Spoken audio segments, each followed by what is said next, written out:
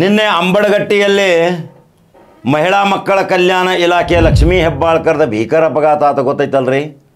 ಆ ಚಿತ್ರಗಳು ನೋಡಿದ್ರೆ, ಆ ಗಾಡಿ ನುಜ್ಜುಗುಜ್ಜಾಗಿದ್ದು ನೋಡಿದ್ರೆ ನಿಜವಾಗಿ ಅದರಾಗ ಕುಂತವ್ರ 4 ಮಂದಿ ಉಳಿಬಾರ್ದು.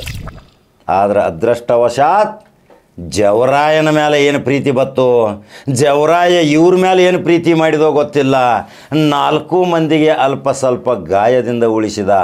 ಆದರೂ ಲಕ್ಷ್ಮೀ ಹೆಬ್ಬಾಳ್ಕರ್ಗೆ ಯಾರೋ ಒಬ್ಬರು ಆಶೀರ್ವಾದ ಮಾಡ್ಯಾರ, ಯಾರೋ ಒಬ್ಬರು ಆಶೀರ್ವಾದ ಮಾಡ್ಯಾರ, ಯಾರಿಗೋ ಒಬ್ಬರು ಉಪಕಾರ ಮಾಡ್ಯಾಳ ಈ ಮಹಿಳೆ. ಇವತ್ತು ಲಕ್ಷ್ಮೀ ಹೆಬ್ಬಾಳ್ಕರ್ ಬದುಕಿ ಉಳಿಬೇಕಾದ್ರೆ ಕರ್ನಾಟಕ ರಾಜ್ಯದ ಜನತೆಯ ಆಶೀರ್ವಾದವೂ ಐತಿ, ಅದರಲ್ಲಿ ಸಂಶಯವೇ ಇಲ್ಲ.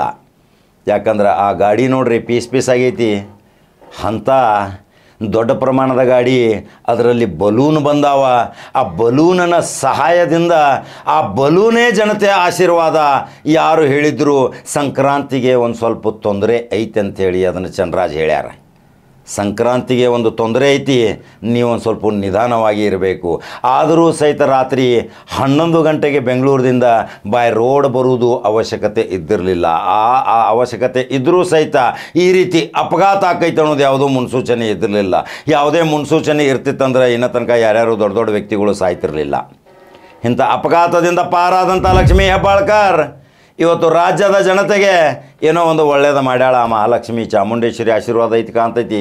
ಇವತ್ತು 2,000 ರೂಪಾಯಿ ಹಾಕಿದವರು ಸಹಿತ ಪ್ರಾರ್ಥನೆ ಮಾಡಕತ್ತಾರ, ನಮ್ಮ ಲಕ್ಷ್ಮೀ ಅಕ್ಕ 2,000 ರೂಪಾಯಿ ಹಾಕಿ ನಮ್ಮ ಜೀವನವನ್ನು ನಡೆಸ್ಯಾಳ. ಅವಳು ಸುಖವಾಗಿ, ಸುರಕ್ಷಿತವಾಗಿ, ಆರೋಗ್ಯಯುತವಾಗಿ, ಬೇಗನೆ ಗುಣಮುಖವಾಗಿ ಬರಲಿ, ಜನತೆಯ ಮುಂದೆ ಮತ್ತೆ ಸಾರ್ವಜನಿಕ ಸೇವೆ ಮಾಡಲಿ ಅಂತ ಬೇಡ್ಕೊಳಕತ್ತಾರ. ಆದರೆ ಲಕ್ಷ್ಮೀ ಹೆಬ್ಬಾಳ್ಕರ್ದು ಒಂದು ಹೇಳ್ತಾನೆ ಕೇಳ್ರಿ. ಯಾವಾಗಲೂ ದಿಟ್ಟ ಮಹಿಳೆ, ಹೋರಾಟದ ಮಹಿಳೆ. ಎಷ್ಟೋ ಅಡೆತಡೆ ಬಂದರೂ, ಎಷ್ಟೋ ಶತ್ರುಗಳ ಕಾಟ ಬಂದರೂ ಸಹಿತ ಎದೆಗುಂದದೆ ನೇರ ಫೈಟ್ಗಿಳಿತಾಳ, ಅಖಾಡ ಕಿಳಿತಾಳ. ಅವಳು ಒಂದು ದಿಟ್ಟ ಮಹಿಳೆ.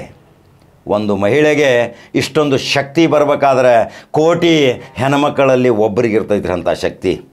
ಅದರ ಸಲುವಾಗಿ ಇವತ್ತು ಲಕ್ಷ್ಮೀ ಹೆಬ್ಬಾಳ್ಕರ ಅಪಾಯದಿಂದ ಪಾರಾಗ್ಯಾಳ, ಸಹೋದರೂ ಪಾರಾಗ್ಯಾನ. ಇವತ್ತು ಎಲ್ಲರೂ ಏನೇನೋ ವಿಚಾರ ಮಾಡಿದ್ರು, ಆದರೆ ಇನ್ನು 4-5 ದಿನದಲ್ಲಿ ಡಿಸ್ಚಾರ್ಜ್ ಆಗ್ತಾರೆ, ಆರಾಮಾಗಿ 15 ದಿವಸ ಬೆಡ್ ರೆಸ್ಟ್ ತೊಗೋತಾರೆ, ಮತ್ತೆ ಸಾರ್ವಜನಿಕ ದರ್ಶನಕ್ಕೆ ಬರ್ತಾರೆ, ಮತ್ತೆ ಸಾರ್ವಜನಿಕ ಸೇವೆ ಚಾಲೋ. ಮಹಿಳಾ ಮಕ್ಕಳ ಕಲ್ಯಾಣ ಅಭಿವೃದ್ಧಿಯಲ್ಲಿ ಮತ್ತೆ ಕ್ರಾಂತಿ ಮಾಡೋಕೆ ಬರ್ತಾಳೆ ಅವಳೇ ಲಕ್ಷ್ಮೀ ಹೆಬ್ಬಾಳ್ಕರ್. ಆ ದೃಶ್ಯ ನೋಡ್ರಿ, ಆ ನುಜ್ಜುಗುಜ್ಜಾದ ಕಾರು, ಆ ಕಾರು ಈ ಪರಿಸ್ಥಿತಿ ಆಗೈತೆ ಅಂದ್ರೆ ಅದನ್ನು ನೋಡಲಾರ್ದಂಥ ಪರಿಸ್ಥಿತಿ. ಆ ಪರಿಸ್ಥಿತಿಯಲ್ಲಿ ಉಳಿದು ಬಂದಿದ್ದೇ ಒಂದು ಪವಾಡ. ಆ ಪವಾಡ ಅದು ಆಶೀರ್ವಾದ. ಆ ಆಶೀರ್ವಾದವೇ ಈ ಮಹಿಳೆಗೆ ಶ್ರೀರಕ್ಷೆ ಅನ್ನೋದೇ ಖಡಕ ಜವಾರಿನ ಸುದ್ದಿ. ಹಾಗಾದರೆ ಯೂಟ್ಯೂಬ್ದಾಗ ಬಟನ್ ಹೊಡಿರಿ. ಯಾವಾಗಲೂ ನಿಮ್ಮ ಕರ್ಮದ ಫಲಗಳು ನಿಮಗೆ ಜೊತೆ ಆಗುತ್ತಾವೋ. ಯಾರು ಏನು ದುಷ್ಟತನ ಮಾಡಿದರೂ ಸಹಿತ ನಿಮ್ಮ ಕರ್ಮ, ನಿಮ್ಮ ಧರ್ಮ, ನಿಮ್ಮ ಹೃದಯವಂತಿಕೆ ಇವತ್ತು ಪ್ರಾಣಾಪಾಯದಿಂದ ಕೂದಲೆಳೆಯಲ್ಲಿ ಪಾರಾಗುವಂಥ ಪರಿಸ್ಥಿತಿಯ ನಿರ್ಮಾಣ ಮಾಡಿದಂಥ ಆ ಜವರಾಯ ಯಮರಾಜ, ಹೋಗಮ್ಮ ಇನ್ನೂ ಸೇವೆ ಮಾಡೋದೈತೆ ಅಂಥೇಳಿ ಗ್ರೀನ್ ಸಿಗ್ನಲ್ ಕೊಟ್ಟ. ಅದಕ್ಕೆ ಬದುಕಿ ಬಂದಾಳ ಅವಳೇ ಲಕ್ಷ್ಮಿ. ರಾಜ್ಯದಲ್ಲಿ ಮತ್ತೆ ಮಿಂಚುತ್ತಾಳ, ಏನೇನೋ ಪವಾಡಗಳನ್ನು ಮಾಡ್ತಾಳ. ಇದೇ ಇವತ್ತಿನ ಸ್ಟೋರಿ. ಯೂಟ್ಯೂಬ್ದಾಗ ಬಟನ್ ಹೊಡಿರಿ, ನಂಬರ್ 1 ನ್ಯೂಸ್ ಕನ್ನಡ. ಮತ್ತೊಂದು ಖಡಕ ಜವಾರಿ ಸುದ್ದಿ ಹೋಗಿ ಬರ್ತೀನಿ. ಫೇಸ್ಬುಕ್ ಫಾಲೋ ಮಾಡಿರಿ, ಅನಿಸಿಕೆಗಳನ್ನ ಹಾಕಿರಿ. ನಮಸ್ಕಾರ.